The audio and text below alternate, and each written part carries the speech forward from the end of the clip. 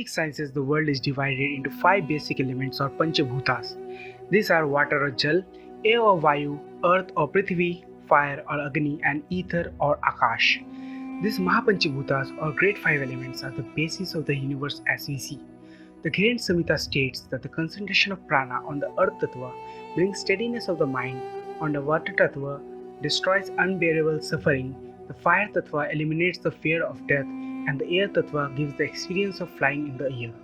The Akash tattva opens the doors of the liberation. At the end of the video, ways to manipulate the elements will be given through which we can take charge of our body and in turn everything in our life.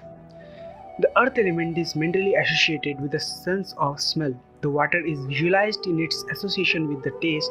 The fire element is reflected upon with its natural link to the sight. Air is associated with touch and ether with sound. Now you may say, the world is made up of elements. Why are you promoting unscientific things? The answer is because we don't know what the world is made up of. We know that elements are made up of atoms, but atoms are not solid. They are just electron probability densities. Now electrons themselves are made up of quarks, and the more we zoom in, the more things pop out. So it is wise to categorize things which have been in people's physical experience and we can work upon them. Now, everything in this world, including ourselves, are made up of five elements. So in mastering these five elements, we can master ourselves and in turn the universe. Everything we know as yoga is basically cleaning and mastering these five elements. The process of cleaning these elements is known as Bhuta Shuddhi, and the process of mastering this element is known as Bhuta Siddhi. Everything we see as physical reality is a manifestation of the four elements that are Agni or fire, Vayu or air, Prithvi or earth, and Jal, water. By having access to this, we can live a complete life, but when we access the mystical dimensions of life, we have to access the Akasha. Now, let us discuss each element in detail. Water or Jal. Scientists have found that water has miraculous ability to retain information and substances dissolve in it. Also, it retains information in the form of molecular patterns. Our body consists of 72% of water. Managing this element makes us free from chronic diseases. Even the intention with which we hold water before drinking can change the way it behaves inside us.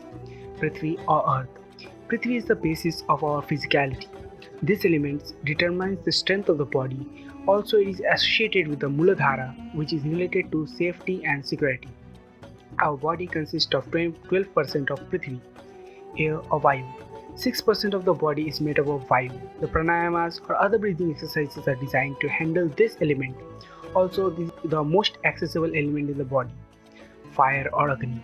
There are many types of fire in the body, which includes Jatar Agni, which is digestive or reproductive fire, Chitta Agni, which is the fire of intelligence beyond physical, and finally Bhuta Agni, which when mastered give mastery over life and many external situations. Increasing or decreasing a particular type of Agni can help us perform certain tasks above normal capability. Akasha or space. Do not mistake Akasha for empty space. It is ether.